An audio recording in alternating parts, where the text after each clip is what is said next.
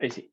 Con esto cerramos el tema de electrostática, básicamente, porque desde la próxima semana en adelante empezamos a ver corriente y ya empezamos de a poquito a ver como que, digamos, quizás no campos fluctuantes, pero sí donde hay como más movimiento de carga, que es esencialmente donde vamos a ver corriente. Así que con esto cerramos y empezamos poco a poco, una vez que uno ve corriente, después uno entiende que y vamos a comenzar a hablar de las fuentes de campo magnético y cómo se relaciona corriente con campo magnético. Así que con esto sería como un cierre, digamos, de este súper mega tema que vimos eh, que hemos visto hasta ahora. Como insisto, para que quede grabado y todo, la materia del control de la próxima semana, la prueba de la próxima semana es hasta los 2 días, ¿sí? Capacitores. ¿Sí? Ya, entonces, ya, para terminar y como que terminar de cerrar todo este círculo, entonces lo que vamos a ver hoy día va a ser algo como que bien cortito, como de lo novedoso, es bien cortito en verdad y simple, que son las condiciones de borde, que no lo vimos hasta ahora,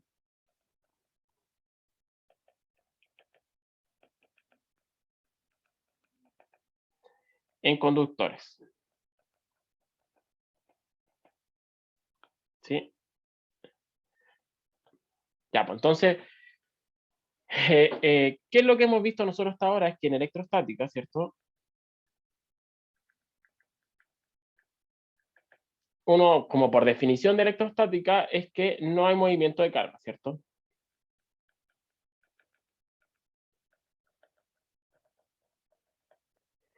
Y eso, en otras palabras, quiere decir que no hay corrientes. Todavía no hemos definido formalmente eh, qué es lo que es una corriente, pero uno no entiende cómo, o sea, al menos en este curso no, por cierto, nosotros lo vimos en el curso de física 2, pero en física, o sea, en este curso no hemos definido todavía formalmente qué son las corrientes, pero por ahora uno entiende que es como un movimiento de carga, ¿cierto? Entonces, veamos lo siguiente. Entonces, si es que estamos diciendo que estamos en este régimen electrostático, o sea, quiere decir que no hay movimiento de carga, entonces una de las conclusiones que uno puede sacar de esto es que en el interior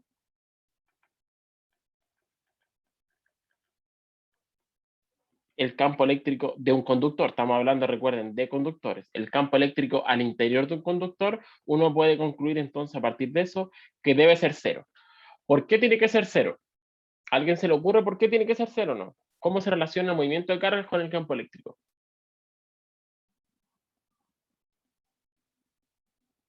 Alguien como que es como con las manos al principio, no estoy pidiendo ecuaciones, como que con las manos. ¿Por qué dirían ustedes que es cero? O sea, a partir de esto, ¿cómo puedo concluir de que el campo al interior es cero?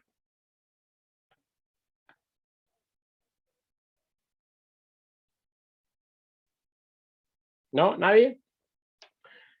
Como que una de las, no más que demostración, el argumento es como ¿cómo se dice? Por contradicción. ¿Por qué?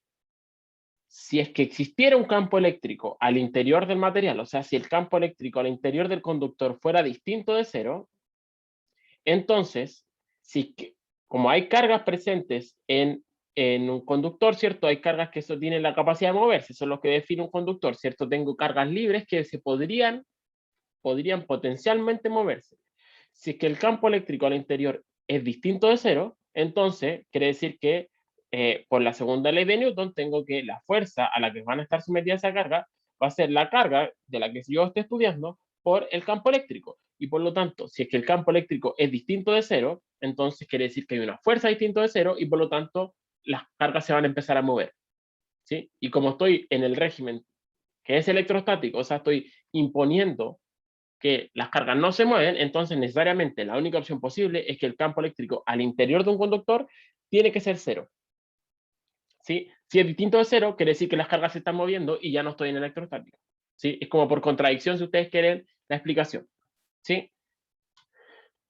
Ya, entonces extendamos un poquito más, ahora como que ese es más que el argumento, como que sigamos avanzando en esa misma idea. Entonces, ¿qué nos dice el teorema de Gauss?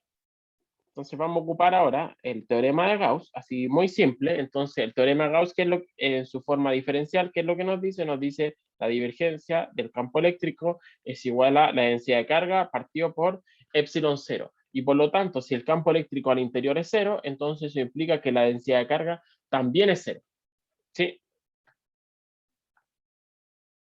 Esto estamos hablando, recuerden, todo el tiempo estamos hablando de conductores. Si en aislante esto ya no es válido, ¿cierto? Entonces, ¿qué uno dice? Entonces, no hay densidad de carga al interior de un conductor. Lo que ocurre, eso sí, es que un conductor cargado, entonces, uno dice, entonces no puedo tener un conductor cargado. Sí, pues, un conductor cargado, a partir de eso, uno concluye que tiene.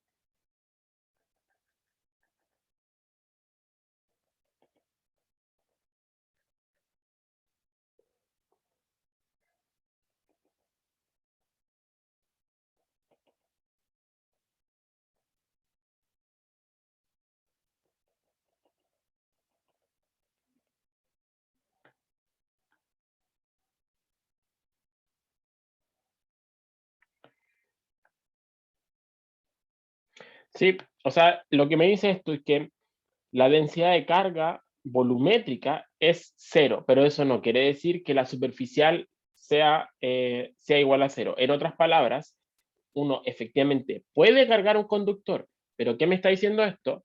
Que si el conductor está en equilibrio, o sea, si estamos en este régimen de acá, entonces toda la carga necesariamente se tiene que ir solo a la superficie. Eso es lo que me está diciendo esta conclusión. Sí, entonces, una pregunta que va a quedar, digamos, en el tintero es ¿qué ocurre en la superficie? Lo vamos a ver cuando veamos corriente, voy a responder esta pregunta. ¿Qué ocurre en la superficie? Porque ahí vamos a estudiar como el movimiento de carga, entonces eso es lo que vamos como que a responder en una o dos clases más, ¿sí?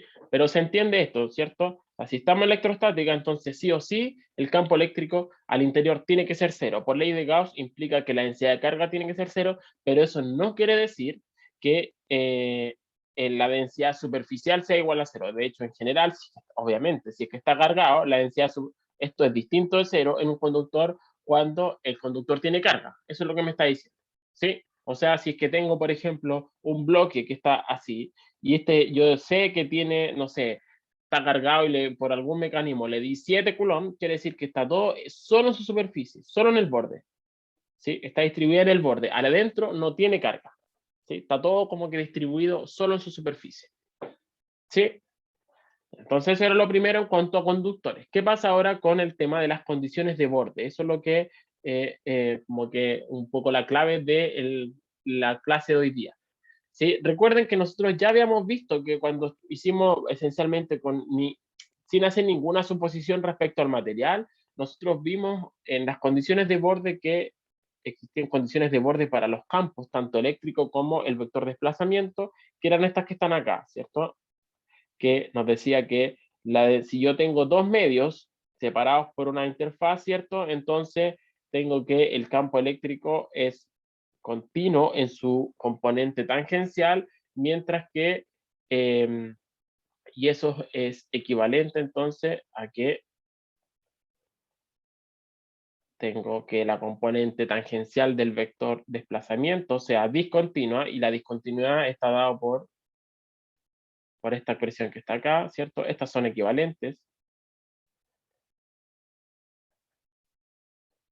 Entonces, si tengo dos medios separados por una interfase, o sea, dos medios de permitividades epsilon 1 y epsilon 2, entonces tenía para las componentes tangenciales del campo eléctrico y del vector de desplazamiento, estas son las relaciones, ¿cierto? Por otro lado, nosotros también vimos que en las componentes normales, ¿cómo se comportan? La relación que la relaciona era esto que está acá, ¿cierto?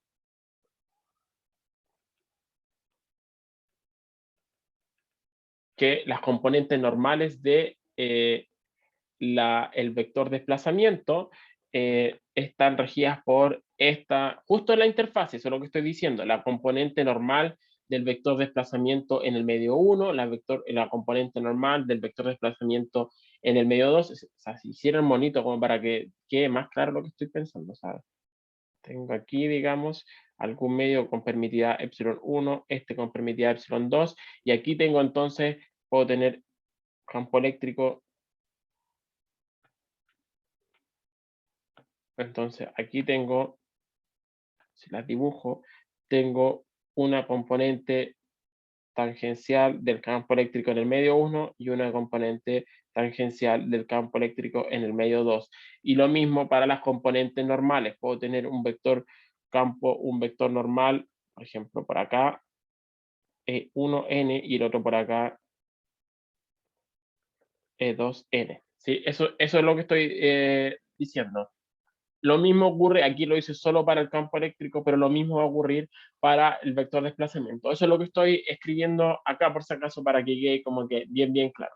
Entonces, para las componentes tangenciales tengo estas dos expresiones que son equivalentes. Para las componentes normales tengo esa para el vector de desplazamiento, que es equivalente completamente a escribir epsilon 1, 1n menos epsilon 2, 2n, igual a, aquí lo voy a escribir simplemente sigma L para escribir menos, pero es la misma expresión, ¿sí?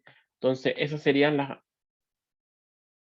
condiciones de borde para uno y otro en la interfaz, ¿sí? Sí, ya, eso entonces era lo que teníamos nosotros en términos eh, generales, ¿cierto? Entonces, veamos ahora qué es lo que ocurre para un conductor. Entonces, para un conductor, ¿qué es lo que vamos a hacer? Va a ser lo siguiente.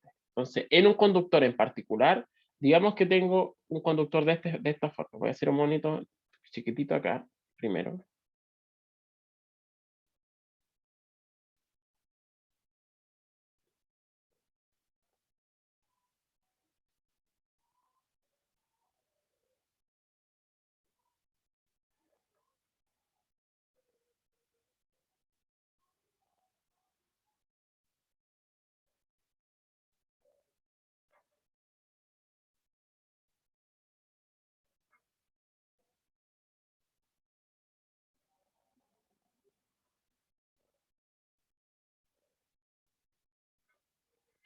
Ya, entonces, supongamos que tengo un conductor y lo que voy a hacer va a ser aplicar el teorema de Gauss de acuerdo, o sea, para este conductor. Entonces, ¿qué es lo que hace uno? Como que siempre, ¿cierto? Uno lo que hace es, voy a darme una superficie, ¿cierto? Así de esta forma que está acá.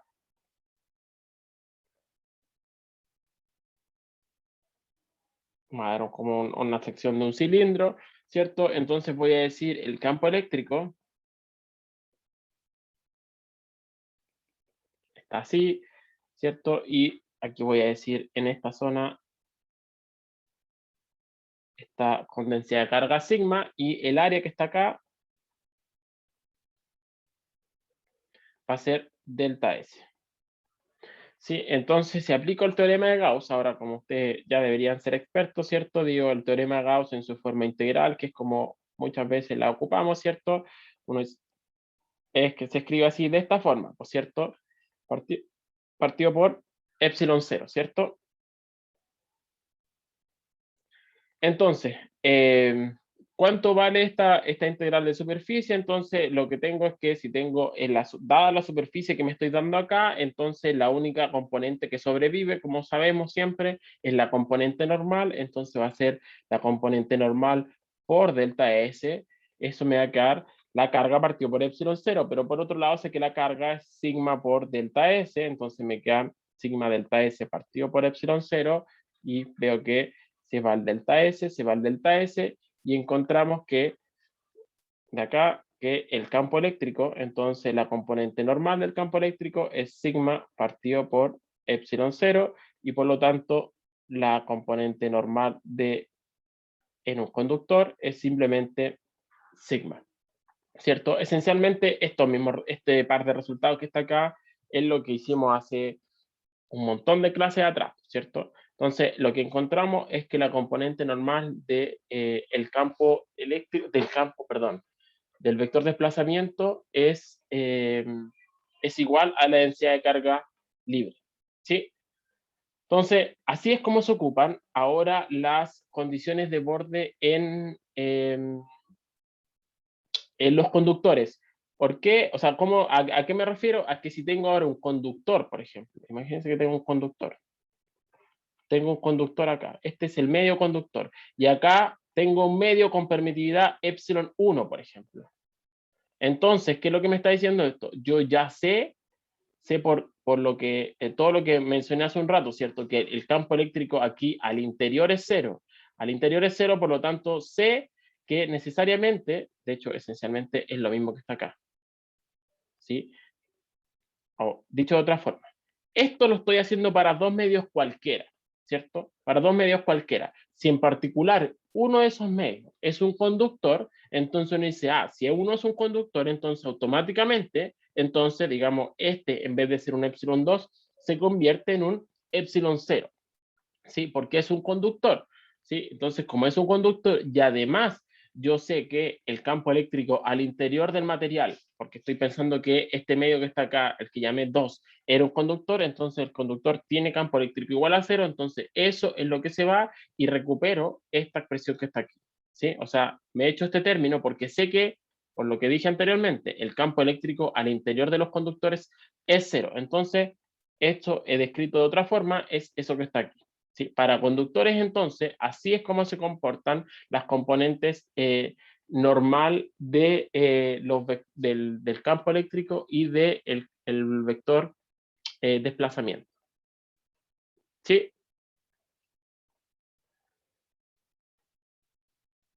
¿Se entiende, no, chiquillos? ¿Qué dirían ustedes que pasa para las componentes tangencial?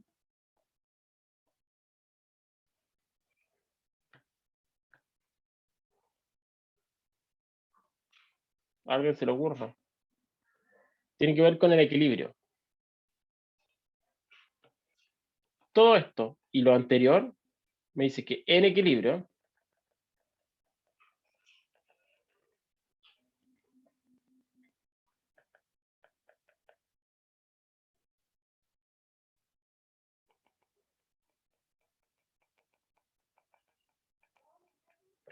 el campo eléctrico, la componente tangencial, debe ser cero.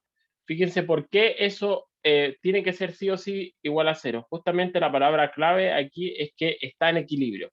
Si es que el campo eléctrico fuera distinto de cero en la superficie, entonces querría decir lo siguiente, que imaginémonos que yo tengo, voy a escribir igual, a agregar una página extra aquí, imaginémonos que tengo una superficie, o sea, una esfera, y entonces yo estoy aquí, por ejemplo, ese fuera mi vector campo eléctrico en su componente tangencial. Imagínense una esfera de radio R, qué sé yo. Si es que yo tengo un campo eléctrico aquí que justo va como que tangente a la superficie, entonces, naturalmente, como dije anteriormente, las cargas libres, los conductores tienen cargas libres y por lo tanto, si existe campo eléctrico, esas cargas libres se van a empezar a mover y por lo tanto, ¿qué tengo? Si tengo este campo eléctrico, naturalmente voy a generar una corriente alrededor de esta esfera, lo que no tiene sentido con la noción de equilibrio electrostático. Por lo tanto, nuevamente, en equilibrio electrostático, entonces la componente tangencial del campo eléctrico tiene que ser cero. La única que tiene justo en la superficie es, está dado por esto que está acá. ¿Sí? ¿Se entendió? Entonces ya sabemos cuáles son las condiciones de borde para las componentes normal y tangencial de un conductor. ¿Hay alguna pregunta de esto o no? ¿Por qué Dn era densidad? ¿Cómo, perdón? ¿Por qué Dn era densidad? ¿por qué? Por esto que está acá, po. Fíjate. Esta es la condición de borde que nosotros escribimos, no sé si la clase pasada, no sé cuándo lo hicimos. Eso lo escribimos, pucha, ya me perdí cuándo lo hicimos, pero lo habíamos hecho hace un buen rato atrás, las condiciones de borde entre dos medios cualquiera. Por aquí está. Aquí está. Aquí están las condiciones de borde para las componentes normales y aquí están las condiciones de borde para las componentes tangenciales. Son exactamente las mismas que escribí yo ahora recién. Entonces, ¿qué me está diciendo esto? Me está diciendo que Estas son generales, para dos medios cualquiera, como dije yo acá, ¿sí? Entonces, en particular, para el caso de un conductor, entonces yo sé que para el caso de un conductor, dada esta expresión de acá, fíjense que si el campo eléctrico al interior es cero, entonces también el D al interior también es cero, ¿sí? Y por lo tanto, tengo que, finalmente, esa es la que se me he hecho, y por lo tanto me queda que justamente esto que está acá, ¿sí? Que la componente normal del medio, de un conductor en el medio, es justamente la densidad de carga libre. Voy a enfatizar aquí, esta es la densidad de carga libre, ¿sí? Sí, no es la de polarización. Este es como una redemostración para el caso conductor, de esta expresión que está acá. ¿Sí? ¿Quedó más claro, no? O sea, me perdí porque estaba dividiendo. Por eso no. ¿Cómo? No te caché. El EN es igual a la densidad dividido ¿Sí? en... Porque recuerda que el D es epsilon por EPO. Sí, sí. Por Está eso es, bien. po. Al multiplicar esta expresión por epsilon, entonces tengo el D y ahí por eso se va ese término. ¿Sí? Otra forma de verlo, si quieres como demostrarlo, es que D.ds es siempre la carga. Así que de ahí sale directamente eso que está ahí. ¿Sí? Sí, profe, todo bien. Ya, bacán. Ya, entonces voy a hacer un problemita ahora donde quizás no ocupo directamente eh, en las condiciones de borde, al menos no en este problema, pero igual quería resolvérselo de todas formas, ¿sí? Voy a tratar de ir más o menos rápido para alcanzar a hacer las dos cosas que quiero hacer hoy día, ¿sí? Entonces, el problema que vamos a hacer va a ser el siguiente. Vamos a considerar como conectarlo con el problema que hizo Miguel, la clase, o sea, por un poco lo que hicimos nosotros la clase pasada y con lo que hizo Miguel en la ayudantía. ¿Sí? Entonces, consideremos lo siguiente, consideremos que tengo estos dos conductores como que infinitos. Vamos a suponer que, como siempre, aquí está todo idealizado, estas cuestiones son infinitas, ¿sí? Son dos conductores cilíndricos, y aquí voy a poner los parámetros. Voy a tener que uno tiene radio A, este otro tiene radio B, ¿y qué más? Y voy a suponer entonces, estos son conductores. No voy a escribir el enunciado, se los voy a estar explicando en palabras. Este es un conductor, este es otro conductor, ¿sí? Y entre medio, de acá, hay un medio de permitividad, lo voy a escribir aquí como con rojo. Eso es un medio, un dieléctrico de permitividad épsilon, ¿sí? Entonces esto es justamente lo que se llama un capacitor. Tengo dos conductores conectados, o sea, dos conductores. Recuerden, definimos nosotros un capacitor como un metal 1, o sea, un conductor, otro metal, y esto estaba todo inmerso, recuerden, todo esto estaba como que inmerso en un medio de permitividad, no sé, epsilon, ¿cierto? Entonces eso exactamente así, hecho muy esquemáticamente, es lo mismo que en lo que tenemos acá. Tengo dos conductores y entre medio de los conductores tengo un medio dieléctrico que es el que está representado por eso que está ahí. Entonces, ya, pues esa es la situación que tengo, y además me dicen que el potencial en ρ igual a es igual a 0, y el potencial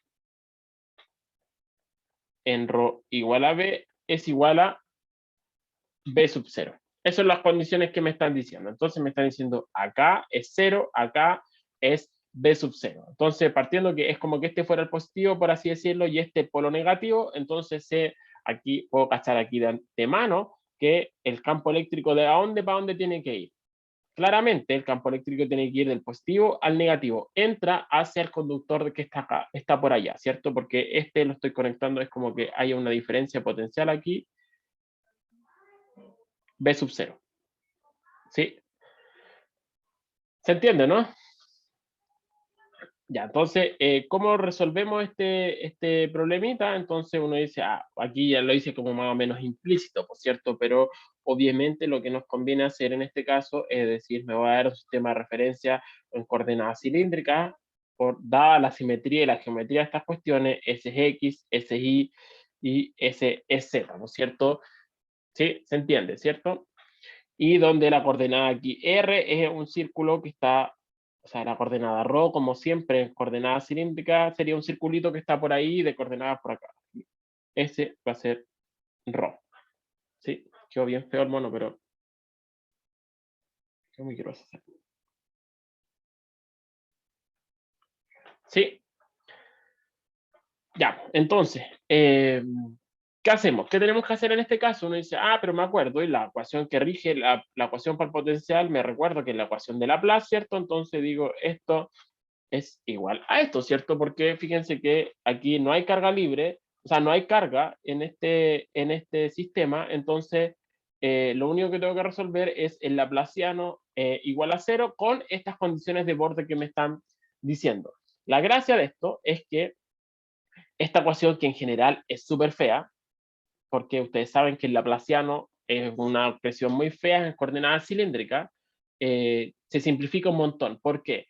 Dadas las condiciones que tiene este sistema, que son dos conductores infinitos en Z, que además son círculos, si los miro en esta dirección, son círculos, ¿cierto? Entonces, si son infinitos en Z, el laplaciano no puede depender de Z. Por la simetría que tienen, dado que son cilindros, ¿cierto? Entonces da lo mismo si los miro de esta dirección o de esta dirección, entonces tampoco pueden depender del ángulo phi. Y por lo tanto, la función potencial, que en principio podría depender de las tres coordenadas ρ, phi y z, en este caso, dada la geometría, dada la simetría, solo va a depender de la coordenada ρ. Entonces, aquí, dada la geometría y la simetría del problema, entonces tenemos que B en verdad solo es B de ρ, ¿sí? No depende ni de la coordenada ρ, ni de la coordenada phi, ni de la coordenada z. Entonces, en ese caso en particular, el laplaciano toma una forma súper simple. ¿Cuál es la forma del laplaciano? No lo voy a escribir, lo voy a escribir al tiro más, echándome los términos. Es 1 partido en ρ por la derivada de ρ en algún minuto lo escribí, así que si quieren revisan eso, de b a de ρ, y eso es igual a 0. Esto corresponde justamente al laplaciano de b, pero sin escribir las otras componentes, ¿sí?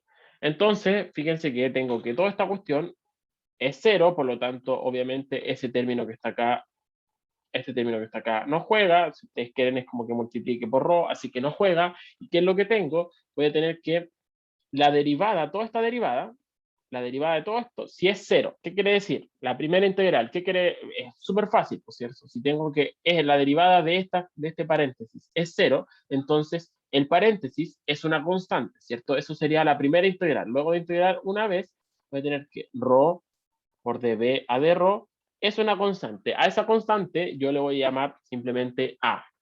Entonces, ¿eso qué quiere decir? Entonces que de b a de ρ es igual a partido por ρ. Ahora integro nuevamente. ¿Cuánto es luego de integrar esta cuestión? ¿Qué es lo que me queda? Uno dice, lo que tengo que hacer, en estricto rigor esta es una ecuación diferencial, pero es súper fácil, ¿no es cierto? Porque tiro el diferencial para allá, si ustedes quieren lo hago igual en un paso, Me va a quedar de b es igual a partido por ρ por de ρ, ¿cierto? Entonces ahí integro. Cuando integro esta cuestión, ¿qué me queda? La integral de db, b, ¿cierto? ¿Cuánto es la integral de 1 partido en ρ? ¿Cuánto es la integral de 1 partido en ρ?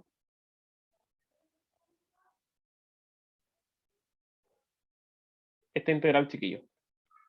¿Cuánto es?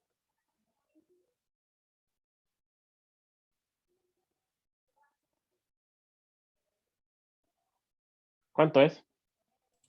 El logaritmo. Logaritmo natural de x, ¿cierto? Entonces, eso es justamente lo que nos queda. Entonces, como estaba el a, nos queda entonces a logaritmo natural de ρ más otra constante, porque nuevamente estoy integrando y ahora es cuando tengo que encontrar el valor de esas constantes. Entonces, funcionalmente, el potencial se comporta de esa forma, depende del logaritmo natural de la posición, ¿sí? Entonces, ¿qué tengo que hacer ahora? Una vez que tengo su forma general, obviamente lo que tengo que hacer es imponer las condiciones de borde. ¿Qué me dice esto? Me dice el potencial cuando ρ vale A, eso era 0. ¿Cuánto vale el potencial? Me queda A logaritmo natural de A más B, ¿cierto? Por otro lado, ¿cuánto vale cuando impongo la otra condición de borde? Que es B sub 0. Entonces me queda A logaritmo natural de B más B, ¿sí?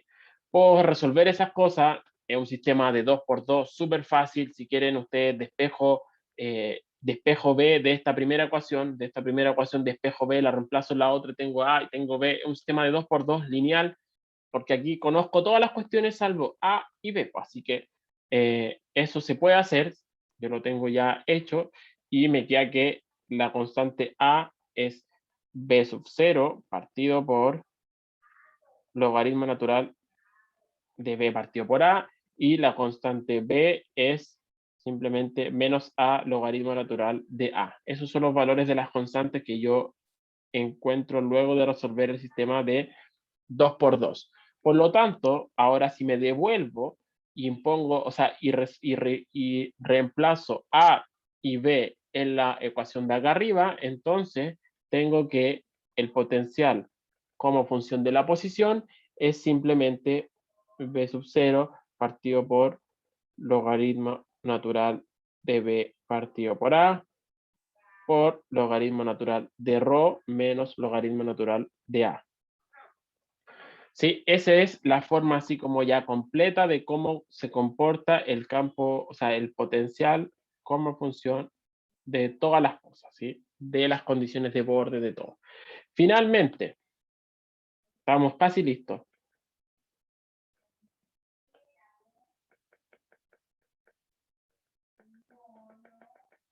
Finalmente, sabemos que el campo eléctrico es menos el gradiente de el potencial electrostático, y por lo tanto, ¿qué tengo que hacer en este caso si quiero calcular el campo eléctrico?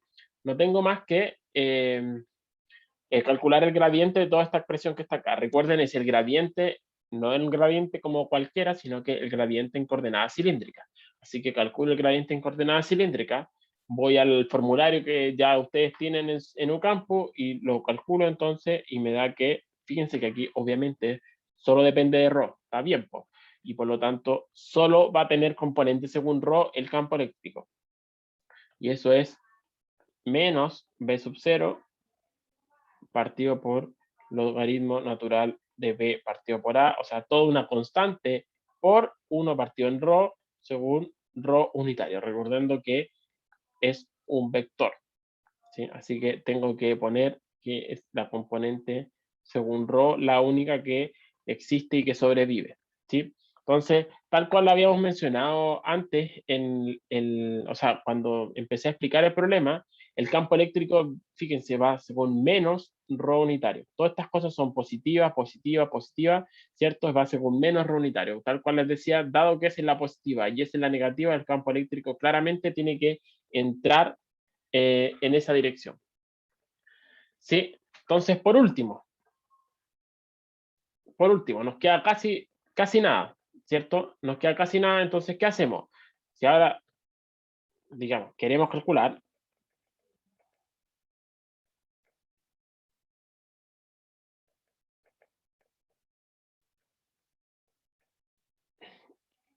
la capacitancia de este sistema de conductores. Eso es Q partido por delta V. Entonces, ¿qué es lo único que me falta por calcular en verdad? ¿Qué es lo único que me falta por calcular? ¿Delta V lo conozco o no? Sí, porque me están diciendo las condiciones. ¿A qué potencial está este? ¿A qué potencial está este otro? Conozco delta V. Así que delta V, en verdad, lo conozco. ¿Cuál sería lo que me falta? La carga, ¿por cierto? La carga. Entonces, ¿cómo calculo la carga? Uno sabe que si ahora yo tengo el campo eléctrico, entonces tengo prácticamente todo. ¿Por qué? Porque ocupo el teorema de Gauss. ¿Y qué es lo que me dice el teorema de Gauss? El teorema de Gauss me dice en su forma tradicional, ¿cierto? E.ds es igual a la carga partido por epsilon 0, ¿cierto? Pero en este caso, no es epsilon 0. ¿Por qué? Porque lo que tengo que es, aquí ya no estoy en el vacío, pues estoy en el medio, ¿cierto? Entonces, calculemos entonces la integral, pues. Entonces, ya tenemos la expresión para el campo eléctrico. ¿Cuál es el ds? Entonces, recuerden aquí, cada vez que uno ocupa este teorema de Gauss, yo se lo mencioné varias veces. No hay que llegar y aplicarlo así como a tonta y a loca. Me dice ya, este es el E.S. Efectivamente, tengo el campo eléctrico.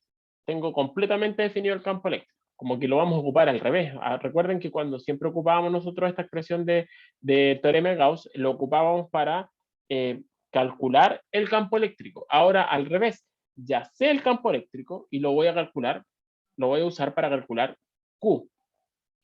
Entonces, esto es lo que quiero calcular. Epsilon lo conozco, el campo eléctrico lo conozco.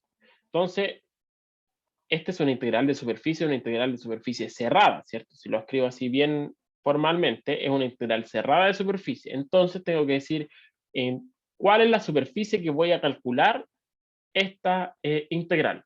Dada la simetría, dado todo lo que tengo, obviamente lo que tengo que hacer es darme una superficie de ese estilo, por cierto, dado que el campo eléctrico tiene esa simetría que solo apunta radialmente, entonces la forma que me conviene de darme la superficie, como dije, esto es súper general, pero para que tenga una utilidad práctica, siempre tengo que ser suficientemente como pillo o inteligente de darme la buena superficie. Entonces, ¿cuál es la superficie que me voy a dar? Esa que está acá, ¿por cierto? Una superficie de ese estilo.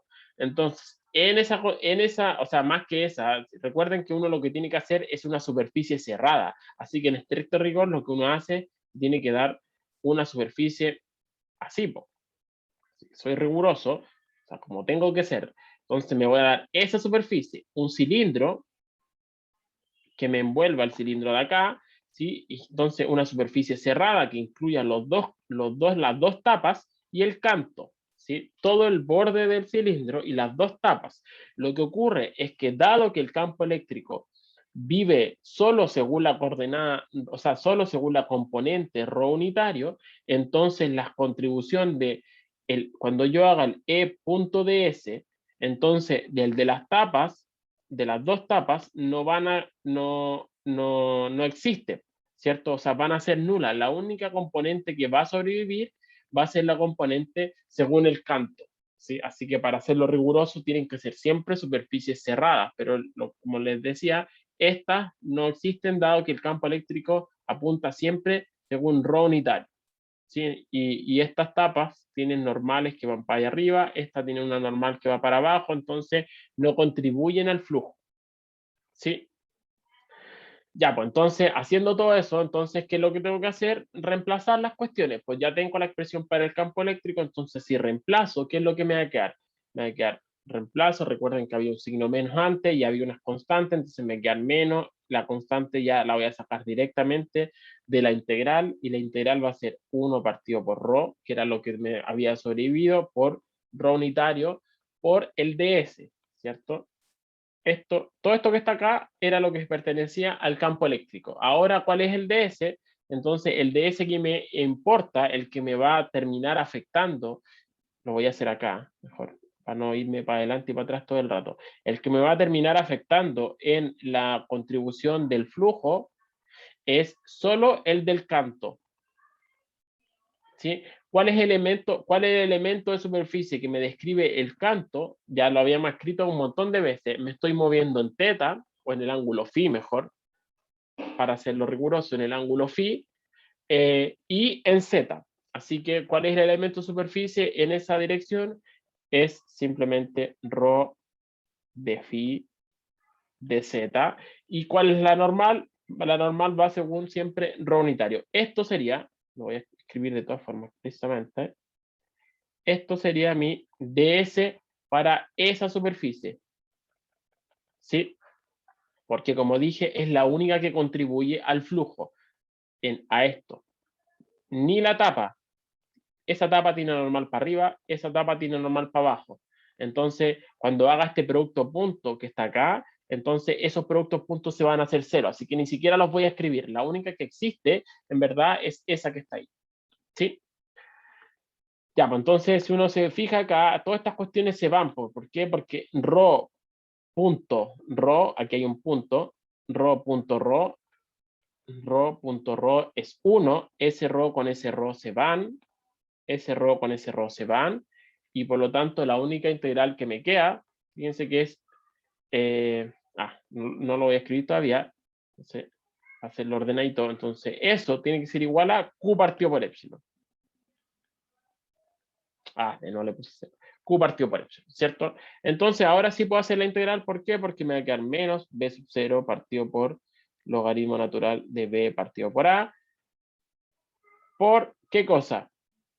Fíjense que se fue S, S, S, S, y las integrales que tengo que hacer, integrar en dφ, integrar en dz. ¿Cuánto es la integral en dφ? Claramente sale un 2pi. ¿Cuánto es la integral en z? La integral en la superficie que yo esté haciendo. Pues si digo que, por ejemplo, que esto tiene largo L, entonces me va a quedar 2pi por L. Y eso es igual a Q partido por epsilon. ¿Sí? Y por lo tanto, fíjense qué es lo que me dio acá. Entonces me dio que la carga es menos B sub 0, 2 pi L partido por A por epsilon por logaritmo natural de B partido en A. ¿Qué es lo que me está diciendo esto, chiquillos? Para entenderlo bien y entender también ese tema del signo menos. Recuerden, ¿qué me dice el teorema de Gauss? El teorema de Gauss me dice, esta integral, el flujo, es igual a la carga encerrada por la superficie S partido por epsilon. ¿Sí? Esta es, si lo escribo explícitamente, este siempre ha sido la carga encerrada por la superficie. Eso es lo que me dice el teorema de Gauss. Entonces, volvamos al caso, al monito. ¿Qué dije yo? El potencial en el cilindro exterior es B sub 0. Acá es 0. Entonces, eso es equivalente a que, como dije yo, el hecho que estén conectados estos con un potencial, ¿cierto? Así de esa forma, es equivalente a que este sea el más y este sea el menos. Y dicho de otra forma, eso es equivalente a que este cilindro tenga carga Q y que el cilindro de acá tenga carga menos Q. Por eso es que me dio esta carga negativa, porque la carga que me dio acá es negativa dadas las condiciones de borde, dada la dirección del campo eléctrico, dado todo eso, ¿cierto? Entonces, ya sé cuánto vale la carga Q. Lo que me importa para efectos de esta definición es el módulo de la carga. ¿Sí? Aquí me dio el negativo, pero lo que me interesa en verdad es el módulo. Así que, ¿qué es lo que tengo que hacer? Es Q partido en delta B. Pero delta B, en este caso, ¿cuánto es? Delta B yo sé, porque me lo están diciendo, ¿cierto? Delta B aquí es exactamente B sub 0. Así que, usando la definición y usando esto, entonces simplemente tengo que dividir por B sub 0, entonces la capacitancia es justamente epsilon por 2 pi L partido por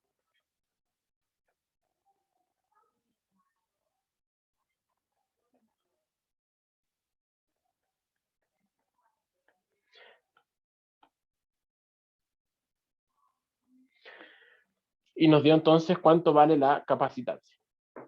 ¿Sí?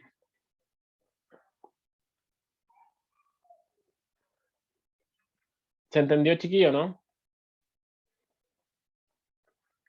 Como comentario, análisis, fíjense que me dio que la capacitancia, ¿de qué cosas depende? Depende del medio, depende del tipo de dieléctrico que yo ponga entre medio del material. ¿Sí? Entonces, mientras más dieléctrico sea, mientras mejor sea, el epsilon va a ser cada vez más grande y por lo tanto la capacitancia va a ser mayor. ¿Qué más me dice esto? Fíjense que todo este término que está acá, por eso lo separé así con justa razón, depende solamente de la geometría del capacitor. Depende de los radios A y B y depende del largo que tenga. Del largo que tengan estos cables que están acá. ¿Sí?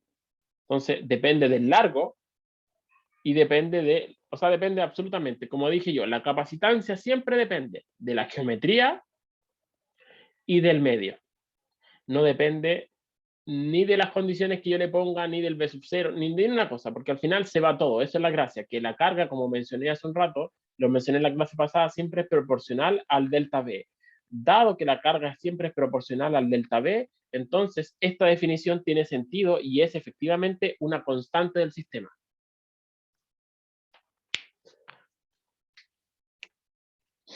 ¿Sí? ¿Hay alguna duda o no, chiquillos? Profe, Sí, dígame. ¿el medio podría ser una función?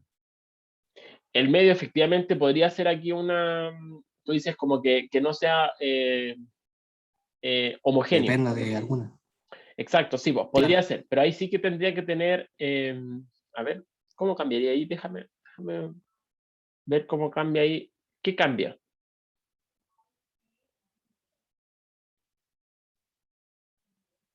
Ah, ahí el problema es otro. Ahí el problema justamente es como similar al de la tarea, que no tengo la posibilidad de resolver esto si es que el medio depende de la posición.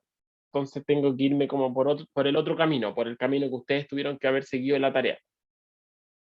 ¿Sí? Ese es el problema, que no puedo resolverlo no puedo partir de acá si es que el medio depende de la posición. O sea, de la permitividad depende de la posición.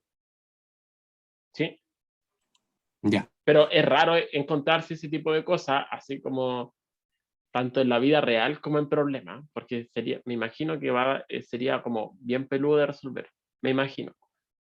Nunca he hecho un problema así de ese estilo aplicado en esto.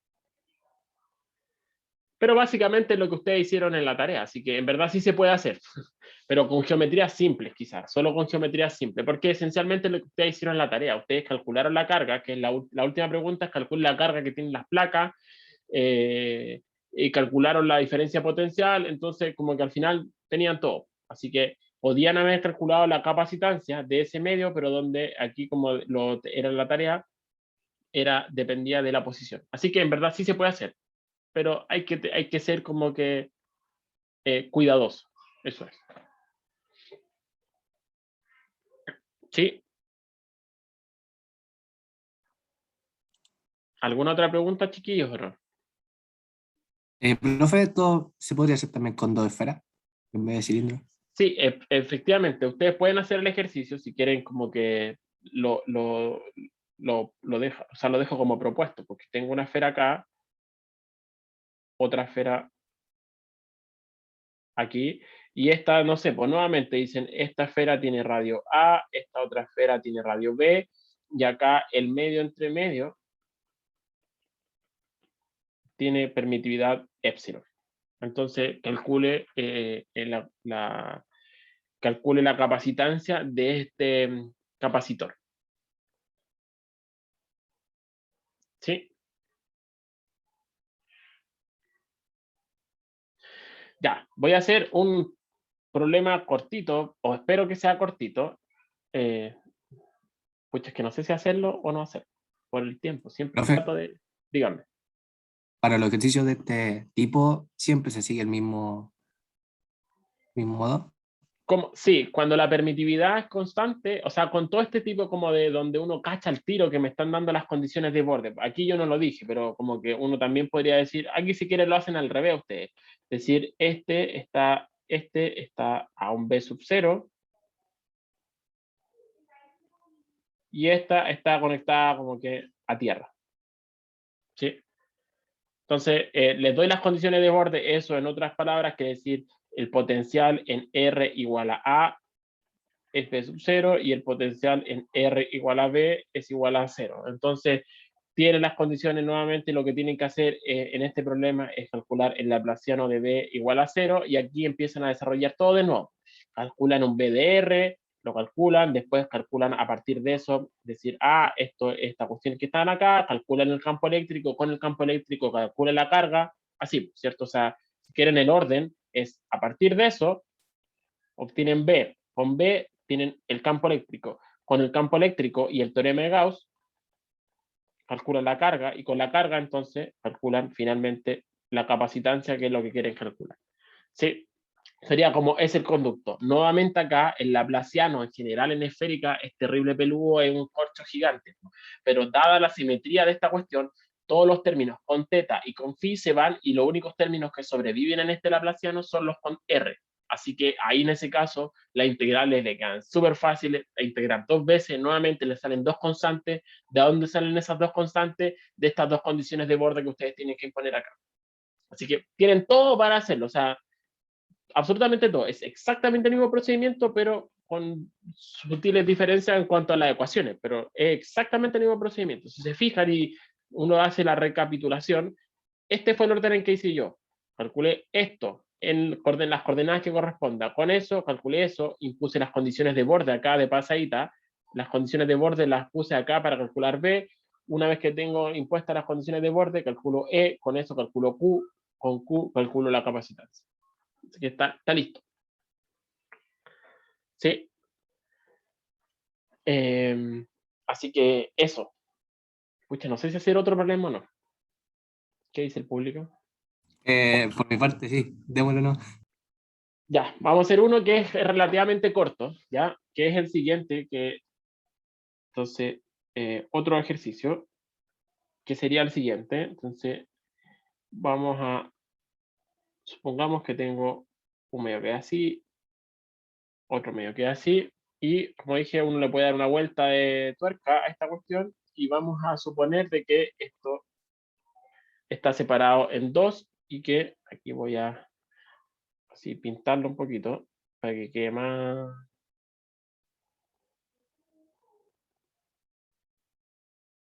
Ya, y este...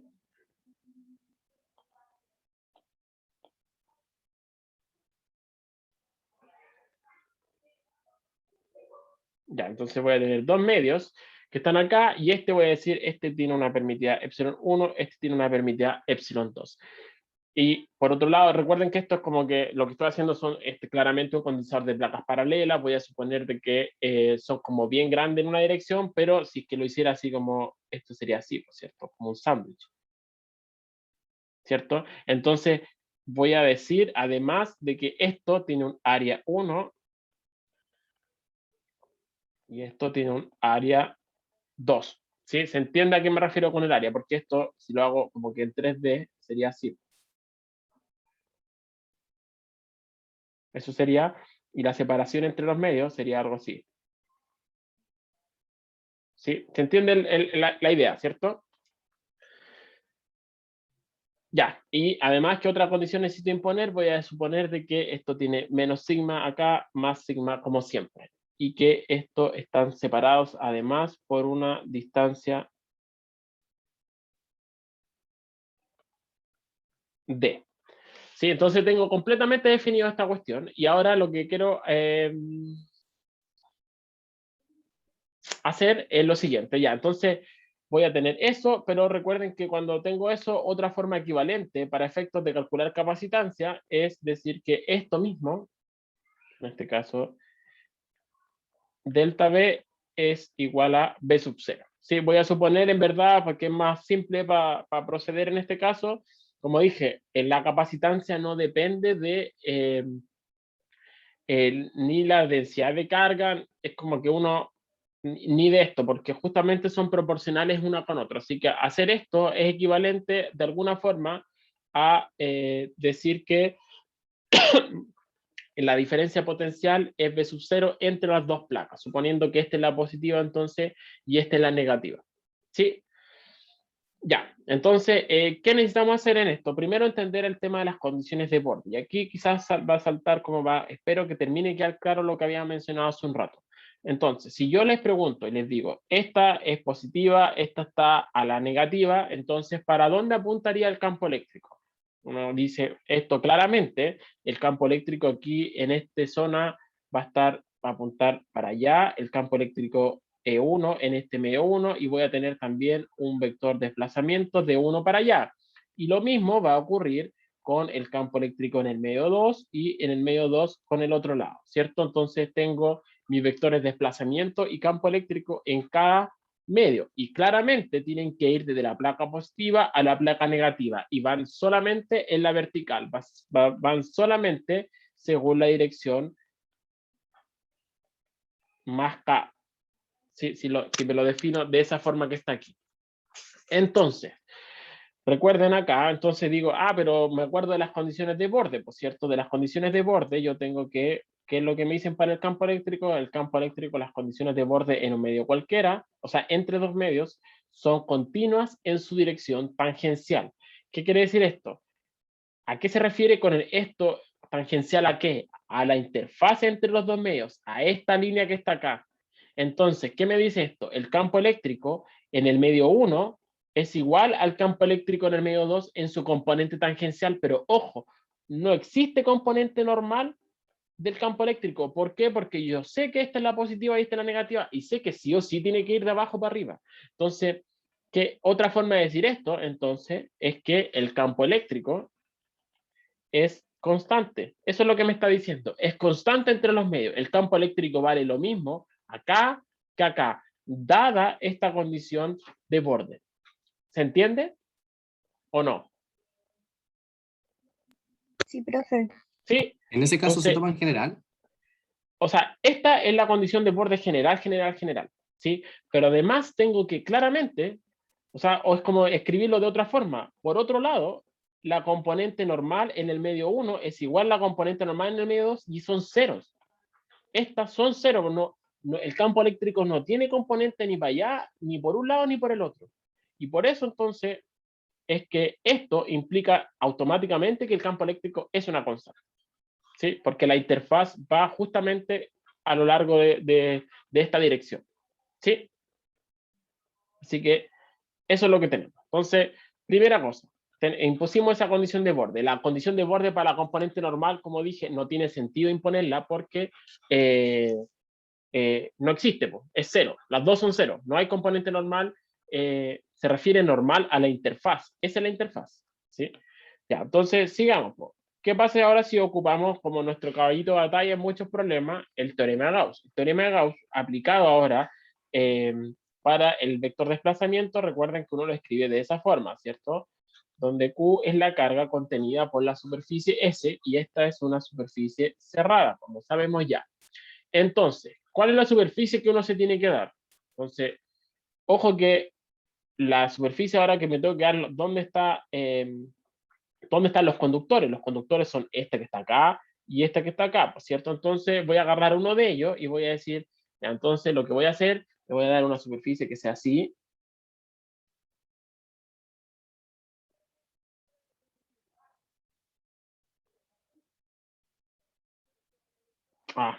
Me quedo muy feo, hermano.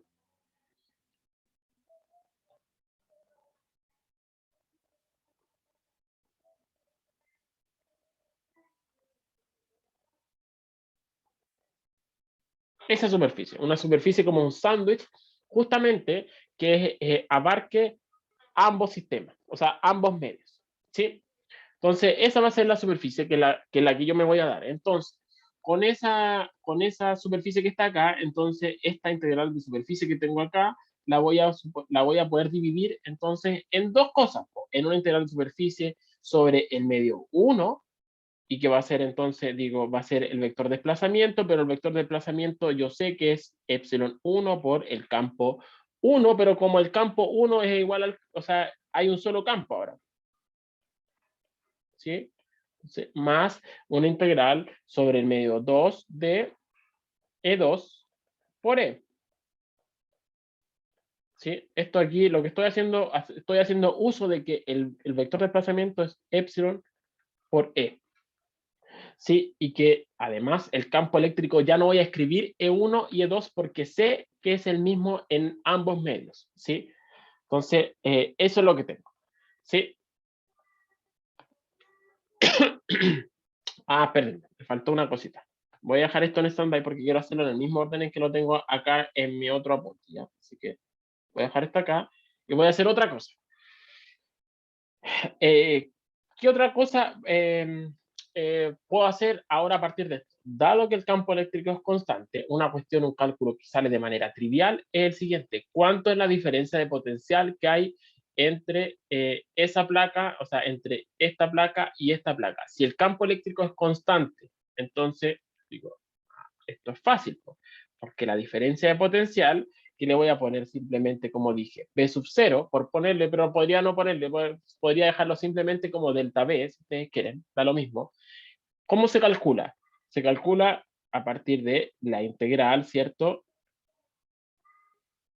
Entre una placa y la otra, y esto va a ser de E.dl, ¿cierto? O sea, esto es todo esto que está acá, chiquillos, es otra forma de escribir, o la inversión de escribir esto que está acá, ¿cierto? La diferencia potencial siempre se calcula como la integral de línea del campo eléctrico. ¿Sí? Así es como se calcula.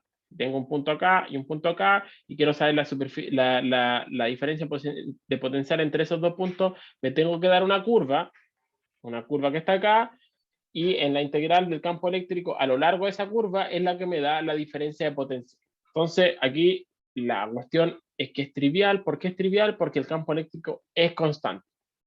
¿Sí? Entonces, simplemente eso es E por D, y por lo tanto me queda que delta B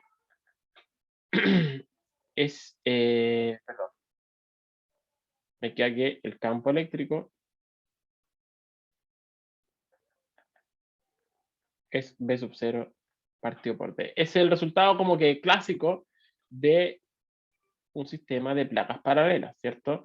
Donde el campo eléctrico es constante, y así es como se relaciona con la diferencia potencial. Eso es, dado que es constante, entonces se tiene eso que está aquí, ¿sí? Entonces ahora sí, me había faltado esa pequeña parte. Entonces ahora sí, recapitulemos. Usando el teorema Gauss me dice, la carga la puedo calcular como la integral de superficie o el flujo del vector de desplazamiento en una superficie dada cualquiera. La superficie que nos dimos es esa que está ahí, ¿cierto? Ese sándwich que está ahí, y de tal manera que yo ahora lo tengo que separar en un medio 1, en un medio 2. En estricto rigor, la superficie la tenía que haber hecho así, ¿ah?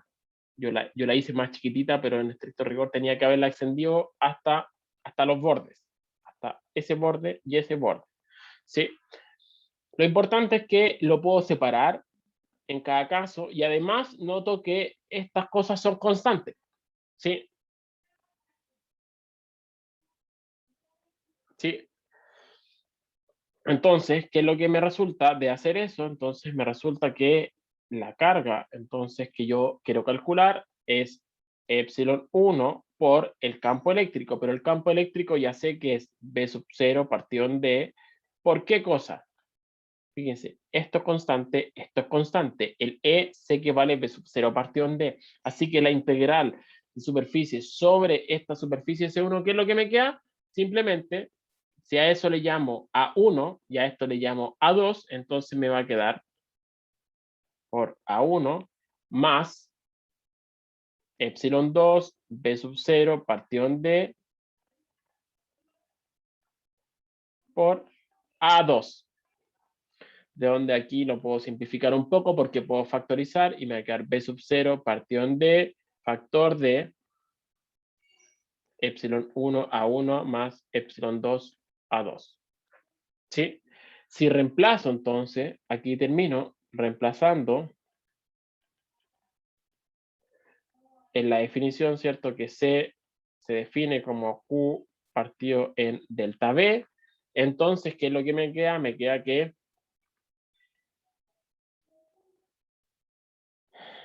B sub 0 por epsilon 1 a 1 más epsilon 2 a 2 partido por D,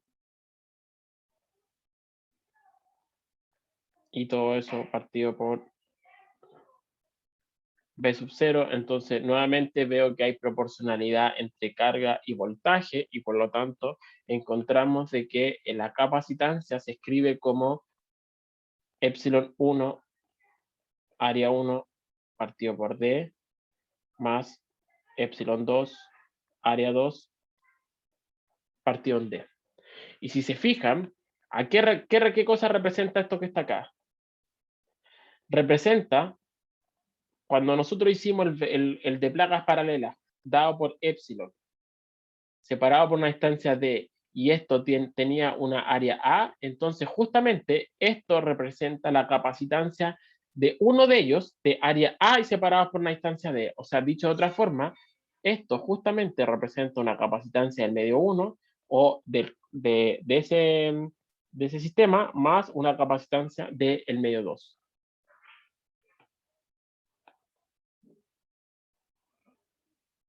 ¿Sí?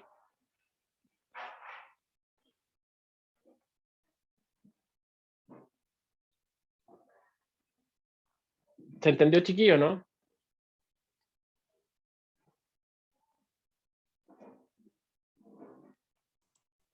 Por mi parte, sí, profe. ¿Sí? O sea, encontramos la capacitancia, dadas las condiciones geométricas, las áreas de cada zona, la separación entre los medios y las permitividades de cada uno de ellos. O sea, nuevamente, geometría y las propiedades dieléctricas del material. ¿Sí? Entonces, dado eso, encontramos que la capacitancia en un sistema que está separado así, se puede calcular como una capacitancia, la asocio una capacitancia 1, una capacitancia 2 y simplemente la capacitancia total es la suma de las capacitancias. Es como cuando uno tenía, le enseñaron a ustedes en su curso de circuitos, cuando tenían capacitancias en serie o en paralelo, esto es exactamente lo mismo. Ahora ya saben a qué se refiere, entonces, esto es cuando tenían capacitancias en paralelo, ¿cierto? En paralelo, ¿cierto? Entonces, esto es justamente ahora, cuando tienen esto, ustedes saben que esto entonces le calculan el C1, calculan el C2, y entonces el total va a ser C1 más C2. ¿Sí? Se los dejo como tarea para la casa a ustedes. Ahora, ¿qué pasa? Ustedes ya podrán adivinar qué resultado tienen que llegar, porque con todo lo que acabo de mencionar, deberían poder ser fácil ahora suponer qué ocurre si es que ahora ustedes tienen esto.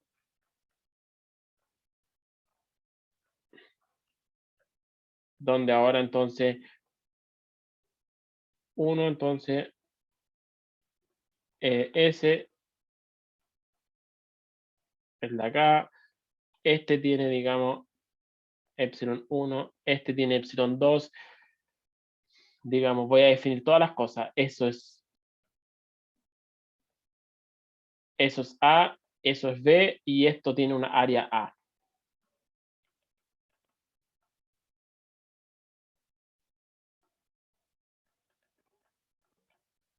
¿Sí? Y nuevamente podemos decir que, por ejemplo, acá está el positivo, acá este está a B sub, o sea, lo podemos poner así, S delta B es igual a B sub 0. Entonces, dada esta configuración, calcule la capacitancia total. Entonces, ustedes debieran poder llegar a que esto se puede escribir como, usted las pregunta es cuánto vale la capacitancia total, el resultado sería 1 partido en C, 1 partido en C1 más 1 partido en C2. Sí, es como lo que ustedes aprendieron también en su curso de circuito.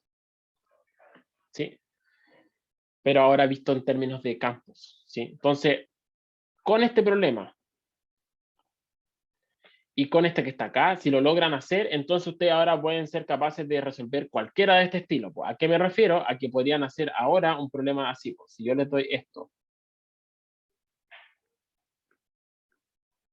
y les digo, ¿qué pasa si tengo algo así? Este tiene epsilon 1, 2, 3, 4. ¿Qué pasa si es que tienen esas cosas así? Ese está así, ese es otro que está acá, ese que sí.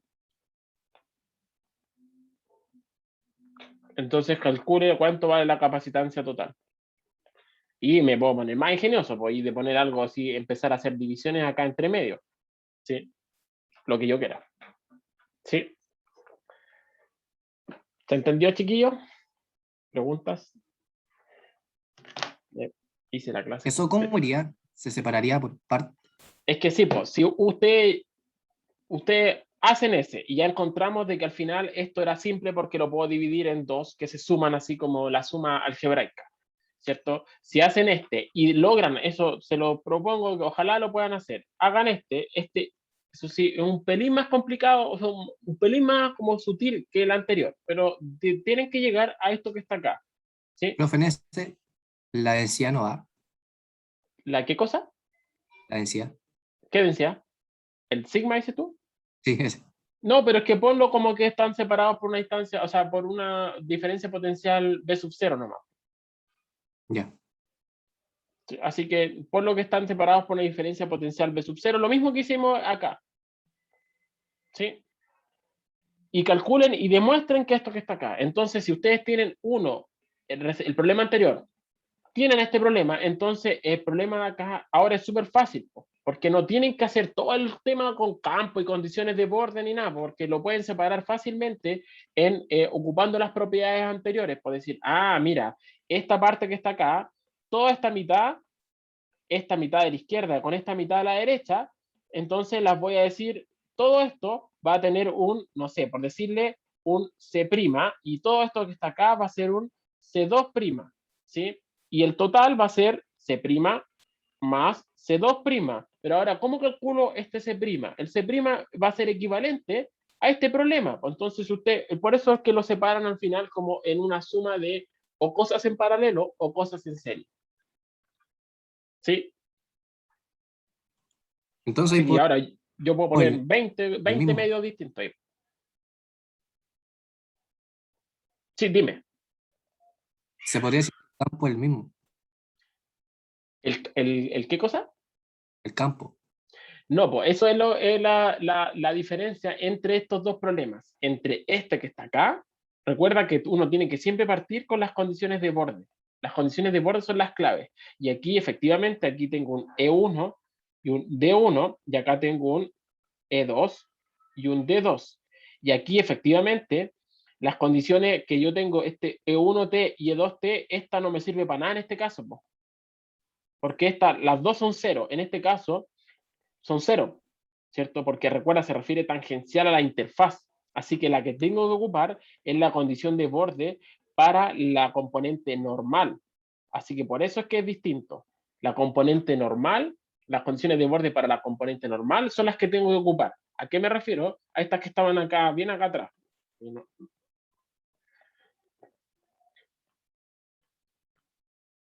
Por aquí viene. Esas son las que tienen que ocupar ahora. El campo eléctrico no es el mismo en los dos medios. Esta es la que tienen que ocupar tú ahora. Me refería Fíjate a que, es que como primero ¿cómo? iguales. En el primer ejercicio eran iguales y en el otro ya eran distintos. En el primer ejercicio que hicimos eran iguales, pero en el que te estoy diciendo ahora no son iguales. ¿Por qué? Porque tienes que ocupar Ah, esta no, en ese condición de no. borde. Esta es la Yo me condición de refería al borde que último. tienes que ocupar.